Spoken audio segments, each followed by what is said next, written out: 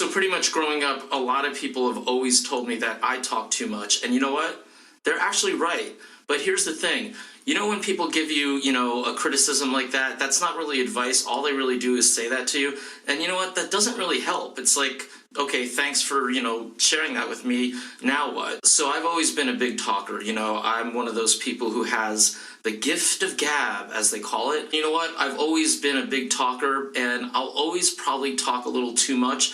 But here's the good news. Over the past maybe 5-6 years, I've really stopped talking as much as I used to. I've really made a lot of strides here and a lot of progress. That's really what I want to share with you. So I had a breakthrough here, and I finally realized what it was that I could do to really kind of reduce over talking. So what I realized was all the topics, all the subjects, all the things that I care about, not everybody is going to care about them, number one, or even if they do care about them, not everyone is going to care about them as I do. Once I started to just accept that, it really started to get a lot easier. On some level, it's maybe a little bit disheartening, maybe a little bit even disappointing, but it's just the reality of the situation. It's something that you just have to ultimately accept. It's just the way the world is. Now, don't get me wrong, say all the wonderful things that you have to say to the world, but make sure that, you really, this kind of goes back to, of course, understanding your audience, something that I talk about a lot in my books.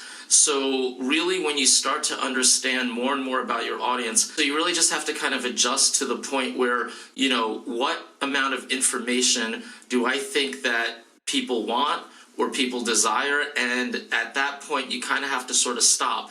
Now, I know a lot of times this is not just in your professional life, right? This is in your personal life as well. And in your personal life, it's actually harder than in your professional life. Your business life has a little bit more of a script to it in the sense that, if you're going to do maybe a presentation on this or that, whatever, it's going to basically be a little bit more constrained within those boundaries. So that actually kind of makes it a little bit easier. In your personal life, you're hanging out with friends, you're going to a bar, you're going to a restaurant. So if there really isn't any kind of those boundaries. The other thing I've learned, and not everybody wants to accept this, because when you are a big talker, you like to talk, right? So, but if you do a little less talking and a little bit more listening, that kind of sort of balances things out a lot more too. So taking that into consideration, saying that, okay, how much information, how much, interesting things do I have to say to these people, and how much do they either care about or want to care about or absorb?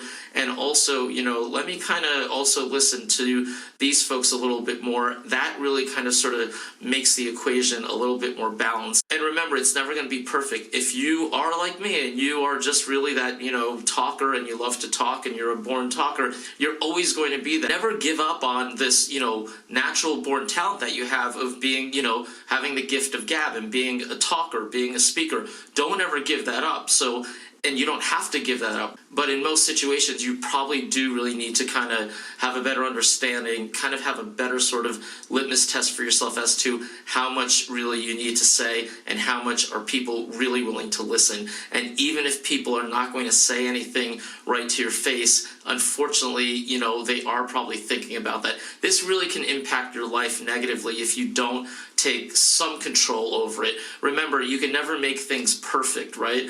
But you want to make things better. And I've really learned over the past 5-6 years in particular, I've been sort of consciously doing this, and I do think it really helps. I do think it really does make a difference.